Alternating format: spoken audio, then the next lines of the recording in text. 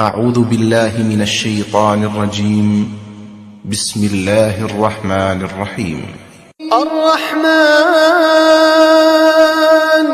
علم القرآن خلق الإنسان علمه البيان الشمس والقمر بحسبان والنجم والشجر يسجدان والسماء رفعها ووضع الميزان ألا تطغوا في الميزان وأقيموا الوزن بالقسط ولا تخسروا الميزان والأرض وضعها للأنام فيها فاكهة والنخل ذات الأكمام والحب ذو العصف والريحان فبأي آلاء ربكما تكذبان خلق الإنسان من صلصال كالفخار وخلق الجان من مارج من نار فبأي آلاء ربكما تكذبان رب المشرقين ورب المغربين فبأي آلاء ربكما تكذبان مرج البحرين يلتقيان بينهما برزخ لا يبغيان فبأي آلاء ربكما تكذبان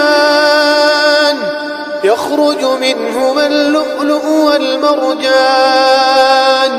فبأي آلاء ربكما تكذبان وله الجوار المنشآت في البحر كالأعلام فبأي آلاء ربكما تكذبان كل من عليها فان ويبقى وجه ربك ذو الجلال والإكرام فبأي آلاء ربكما تكذبان يسأله من في السماوات والأرض كل يوم هو في شأن فبأي آلاء ربكما تكذبان سنفرغ لكم أيها الثقلان فبأي آلاء ربكما تكذبان يا معشر الجن والإنس إن استطعتم أن تنفذوا من أقطار السماوات والأرض فانفذوا لا تنفذون إلا بسلطان فبأي آلاء ربكما تكذبان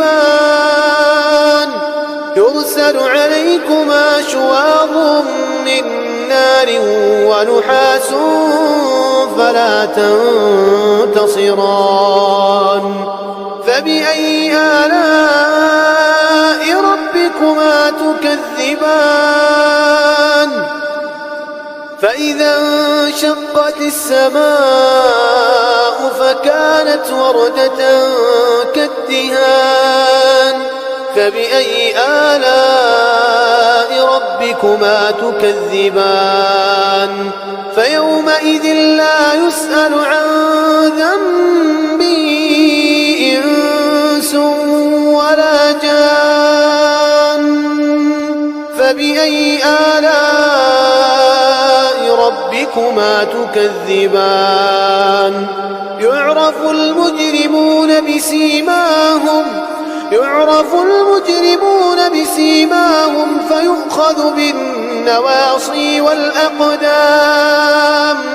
فبأي آلاء ربكما تكذبان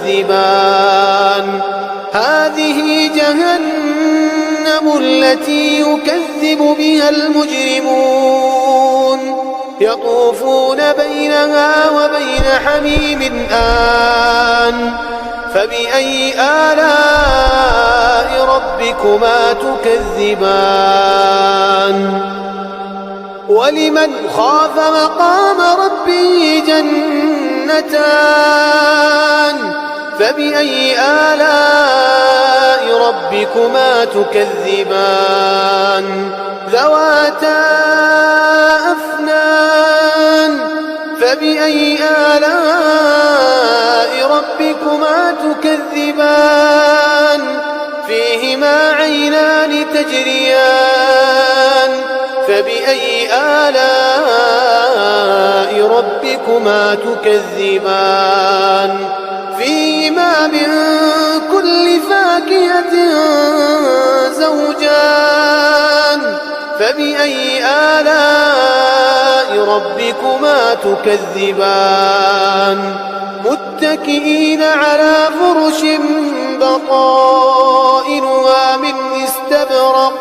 وجنى الجنتين دان فبأي آلاء ربكما تكذبان فيهن قاصرات الطرف لم يطمثهن إنس قبلهم ولا جان فبأي آلاء ربكما تكذبان كأنهن الياقوت والمرجان فبأي آلاء ربكما تكذبان هل جزاء الإحسان إلا الإحسان فبأي آلاء ربكما تكذبان ومن دونهما جنتان فبأي آلاء ربكما تكذبان مدهامتان فبأي آلاء ربكما تكذبان فيهما عينان نضاختان فبأي آلاء ربكما تكذبان فيهما فاكهة ونخل ورمان فبأي آلاء ربكما تكذبان فيهن خيرات حسان فبأي آلاء ربكما تكذبان حور مقصورات في الخيام فبأي آلاء ربكما تكذبان لم يطمثهن إنس قبلهم ولا جان فبأي آلاء ربكما تكذبان متكئين على رفرف خضر وعبقري حسان فبأي آلاء ربكما تكذبان